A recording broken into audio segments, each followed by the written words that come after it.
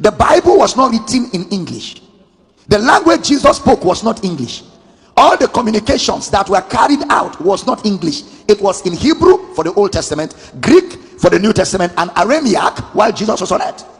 So the original language of communication were these languages. English only translated from a language to another, and sometimes in translating a language, if the other language doesn't have enough ingredients like the original language, you lose certain details. It's like your own native language. There are ways you can express yourself in your dialect that you cannot in English.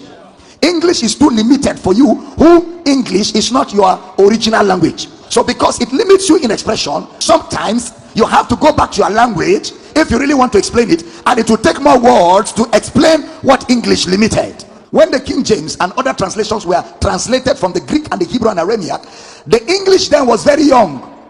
That's why sometimes you see words like verily, verily, hitato. Those are old English at the inception of English. Now it has grown to a level, and it is still growing by the day. So that's why sometimes we go to the Greek and the Hebrew so we don't miss certain ingredients, which is the responsibility of a man of God to do the study and feed you with all you need to understand what the intent of the author was. Because remember, the Bible can never mean today what it never meant when it was first written. So we must go to find out what it meant when it was first written for adequate Bible interpretation. So that's why we take time to go to the root words. Words like aphesis. Deliverance is aphesis. Deliverance in no way is rolling on the floor.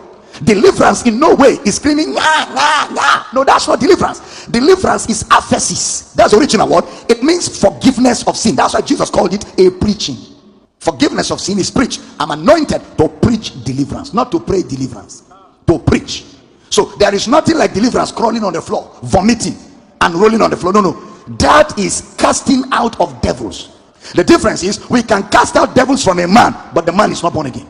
The man, the demons can leave him, and the man can stand up and say, what happened to me? Okay, I don't want to be a Christian. Demons come back. They will come back. Jesus said it. When an unclean spirit is cast out, he goes about dry places, seeking for a place of rest, and findeth none. He says, I will go back to my house where I came out from. He said, and if he comes back, the house is empty. He will invite other demons. They will come back, because that man is not delivered. Why is he not delivered? He's not born again. He has not received the forgiveness of sins. A man cannot be delivered and possessed with demons. Demons are darkness. Jesus is light. How can light be in a house and darkness drive light out? It's not possible.